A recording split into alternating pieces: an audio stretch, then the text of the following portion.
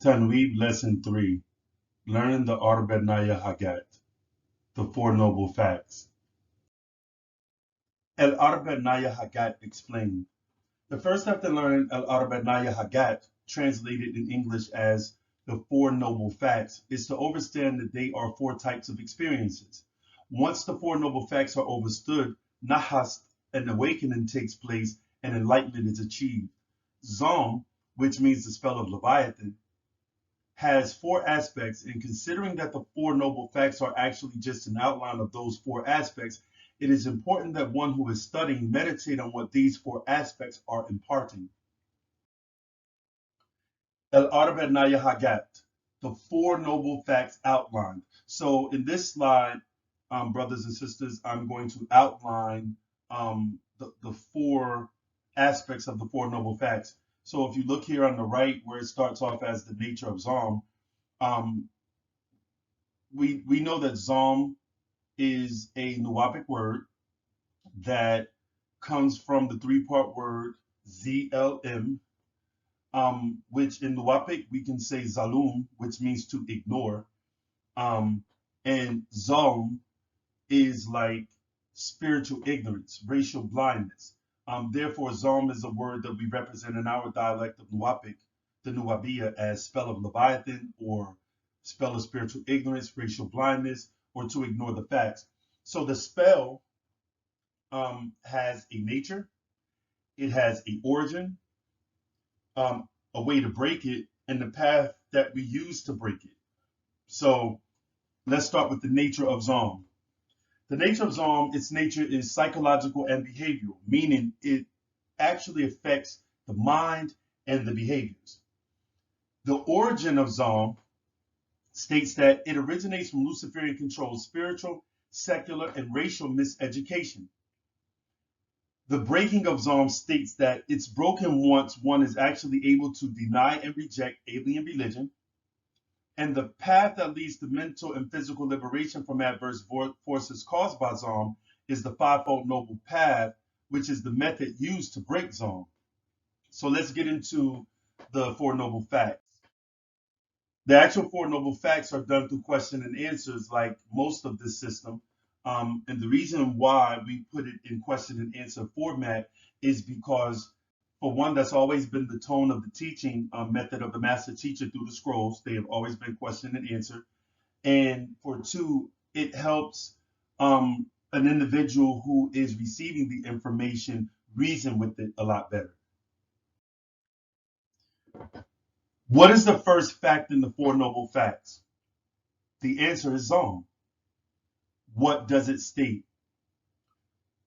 The fact that Zom exists. It exists as a psychobehavioral antibioexematic conditioning of dark-skinned, woolly-haired people, causing them to be in mental and physical bondage to adverse forces, which causes them to reflexively think, speak, and act illogical and unreasonable. So in this particular concept, what's being explained is that, first of all, Zom is a psychobehavioral antibioexematic conditioning of dark-skinned woolly-haired people. Now, let's actually break down what we mean by psychobehavioral antibioexematic. When we say psycho, we're talking about the mind or the thinking. When we say behavioral, we think about the actions or conduct. When we say anti means to go against. And when we say bio, it's short for biological. And axiomatic is a naturally stated law of nature. So an axiom would be something like what goes up must come down. As above, so below. Those are what you call axioms that pretty much are naturally stated laws that is accepted based on the actual the actual science that can be described that upholds it. For example, we know gravity pulls things down under normal conditions, that is. So when we say what goes up must come down, we're basing that on in the presence of gravity, this will always stand to be a fact. All right, so that's a conditioning. So when we actually simplify psychobehavioral antibioexematic conditioning, what we are saying is thinking and conduct that goes against the laws of nature. And this is what the spell actually does to us as a people. Basic examples can be given with that. For example, eating pork. If we're taught that this causes certain types of diseases within our body, right? And that the makeup of the pig and the makeup of our body chemically does not corroborate in a way that we can actually live a healthy life by eating those things, by someone telling us that it's okay to eat it due to the fact that if we pray over it, that is blessed, then that is a form of psychobehavioral antibioexematic condition, and that falls in a behavioral antibioexematic realm where it is conduct that's going against the laws of of nature, because we're going against the biological laws of nature by putting something in our body that's toxic. Um, and with the doctrines of religion, they have trained us to think, speak, and act illogical. We think illogical when we embrace a doctrine that actually goes against sound right reasoning. And for us to start trying to impart that to someone else, then we are speaking illogical.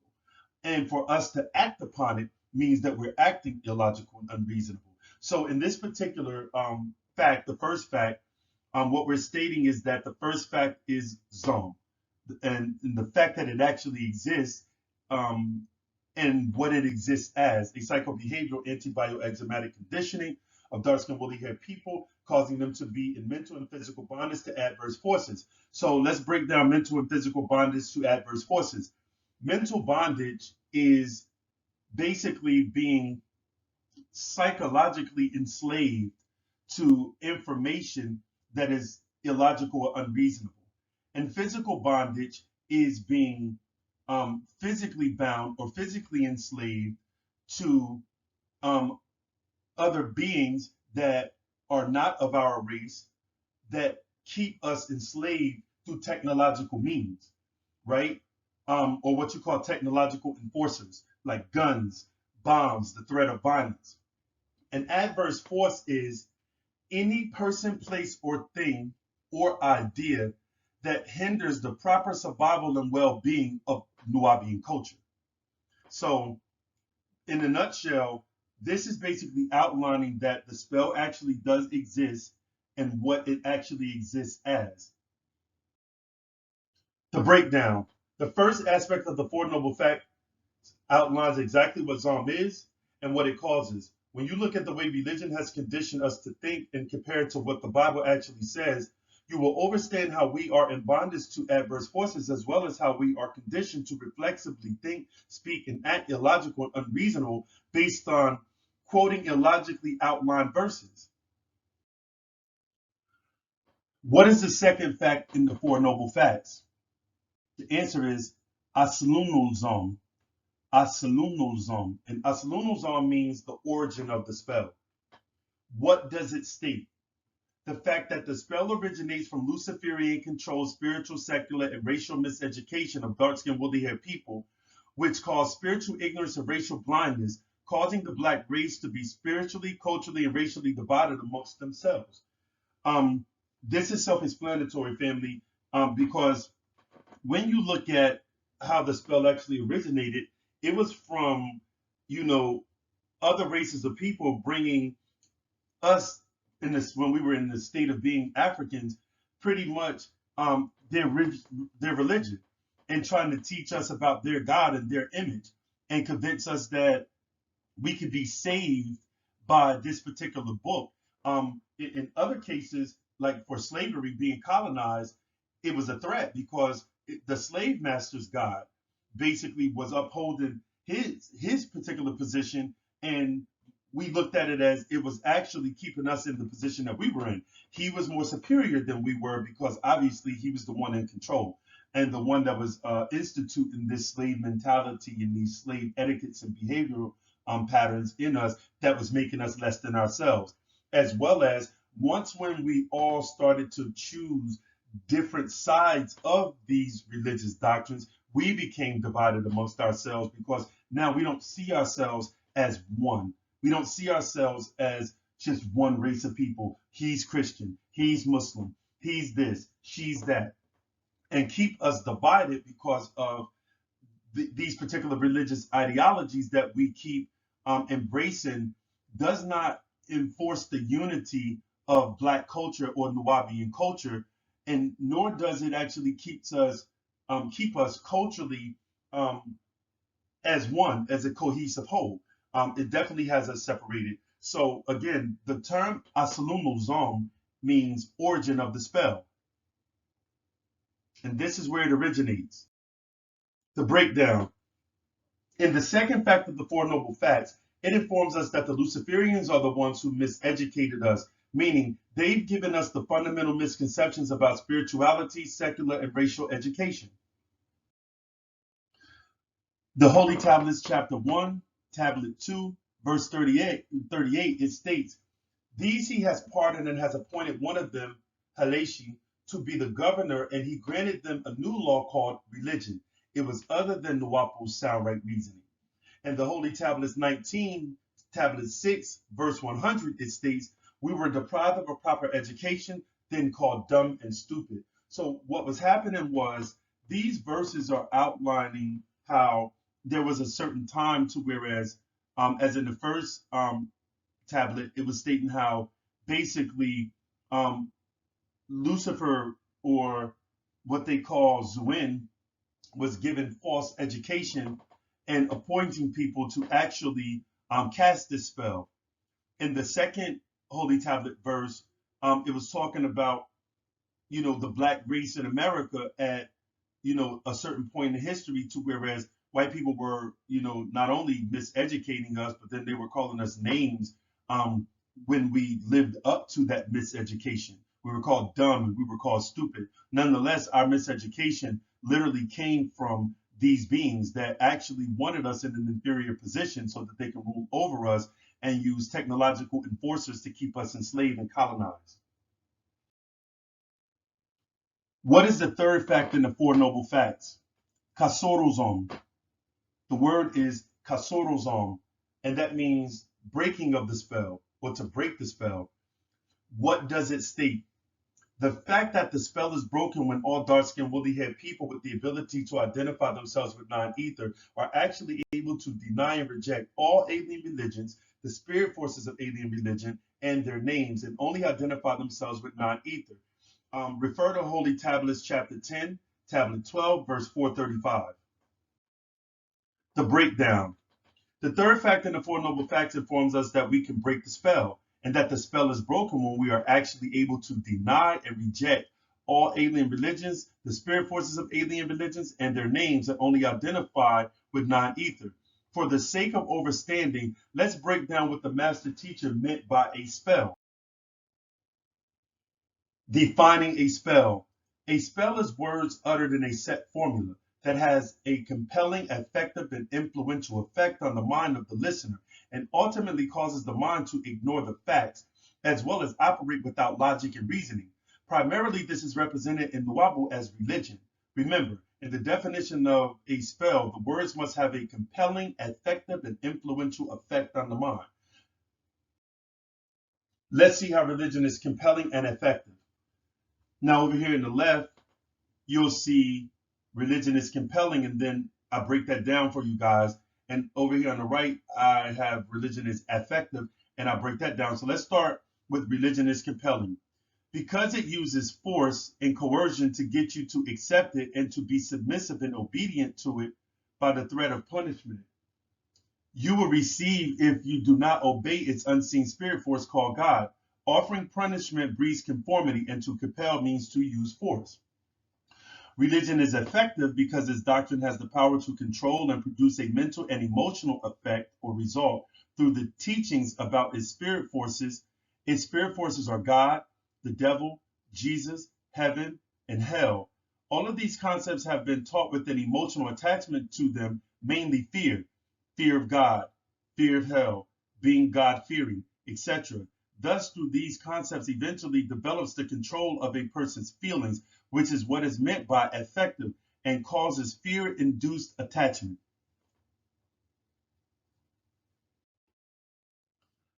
Let's see how religion is influential.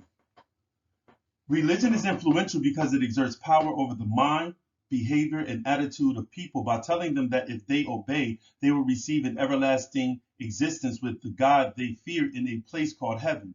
And they are taught stories to compare and have examples of the rewards of those who obeyed versus those who disobeyed and received punishment. This method becomes a strong influence on the actions of a person.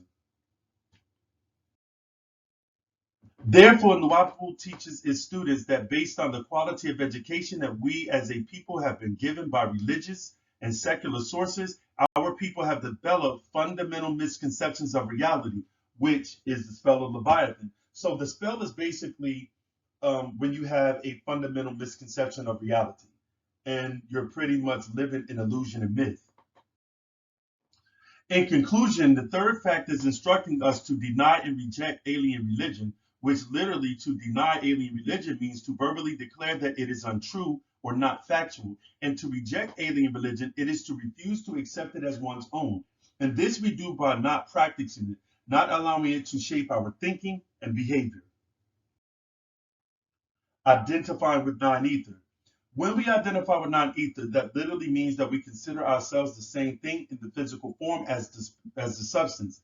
And we reject being identified by any other identity other than Nuwaubian because it means non-ether being and signifies us as a black or brown skinned race with woolly hair. Calling ourselves Nuwaubian literally identifies us with non-ether and the fact that this substance is just another form of us, making us the walking, talking universe.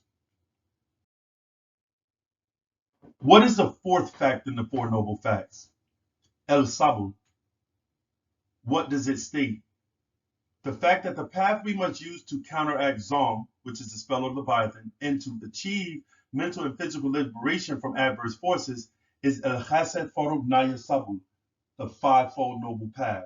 So, in order for us to actually achieve mental and physical liberation, which you'll see in later slides, is the actual purpose given to us in the holy tablets as Nuwabians, we must actually put into practice what we call the Chasad Farub Naya Sabul, which means the fivefold noble path. The last fact in the Four Noble Facts is informing us that the path or method that we must use to counteract Zom, translated as the spell of Leviathan, and to achieve mental and physical liberation from adverse forces is by the practice of the El Chasad Farub Naya Sabul, which translates as the fivefold noble path. Let's analyze the term Leviathan. The word Leviathan breaks down into two parts, Levi and Athan. Levi means law or laws, and Athan means sin. Therefore, Leviathan literally means the laws of sin.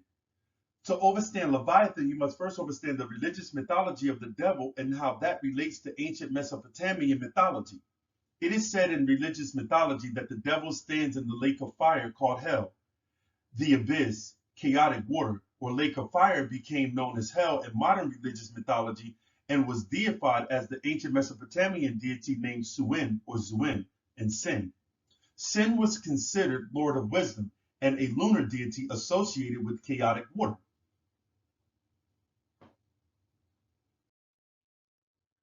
Breakdown of the symbolism. The lake of fire is where modern religions get the concept of hellfire. The fire, water, or flammable liquid combined with the symbolism associated with fire and water. In terms of the esoteric alchemical symbolism associated with information, fire was symbolic of information or knowledge, the sun, and water was symbolic of mythology or symbolism, mathematics, and the moon. That enables comprehension and use of information, wisdom. Thus, fire water, a lake of fire, or flammable liquid, would be a very potent and powerful form of mythology or symbolism, water, that could be ignited or used when combined with the right information, fire. This fire water was the symbolism and mythology or mathematic rationalism associated with logic and reason, requisite for problem solving, which problem solving, another way of seeing that inside of the spiritual world is liberation, because only reasonable thoughts and symbolism can be used and applied, whereas unreasonable thoughts, symbols, and hypotheses fail when put to the scientific test of experimentation. In conclusion, Leviathan literally means the laws of sin. And again, the ancient Mesopotamian deity Sin is a moon deity associated with water, and thus rationalism, because the moon and water in alchemical symbolism was associated with the rational part of the mind, rationalism. Therefore, the law of Sin or Leviathan is the laws of the mind called logic and reason. The reason Leviathan, the devil, and hell has such negative connotations in religious mythology is because if an individual is unable to properly use the laws of the mind called logic and reason, then their life can be indeed um, a living hell. The need to use logic and reason to problem solve and conquer the devil is necessary for life. Not following the laws of the mind and being illogical and unreasonable will lead to the unfavorable circumstances that most people catch themselves in life when they're in that state of mind. To be illogical and unreasonable is the real meaning of committing a sin. So sin actually based on studying the Mesopotamian symbolisms of sin, Suin, Zuin, moon, have absolutely nothing to do with going against the God. It has everything to do with going against the laws of the mind, the mechanics of the mind, logic and reasoning. Y'all need to know that, family. The breakdown. Therefore, the spell of Leviathan is describing one that reasons nonsensibly, or the art of making one remove their logic from the equation when analyzing words that be they written or spoken. Adverse force defined. An adverse force is any person, place, or idea or thing that hinders or is detrimental to the proper survival and the well-being of self and kind and threatens the freedom of expression of Nuwaubian culture. Let's now look at the meaning of mental liberation. Mental liberation literally means to be psychologically freed from the false education that comes along with secular or public schools and alien religion.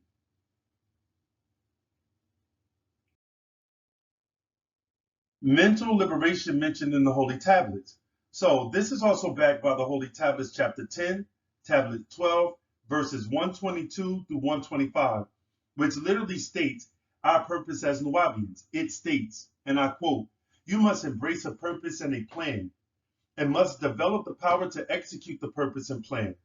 Idleness and ignorance must play no part in the plan. You must take the plan and pursue the purpose. The purpose must be mental and physical liberation from adverse forces." So in chapter 10, tablet 12, verses 122 to 125, the master teacher definitely gave us a clear purpose. He told us how to embrace that purpose with a plan, what not to do, what cannot play a part in that plan or purpose, and how to take our plan and pursue the purpose. And so, with that being said, family, now you guys know what the purpose of the Nuwaubians are. It's mental and physical liberation from adverse forces. So, from these verses, it is clear as to what our purpose is as Nuwaubians.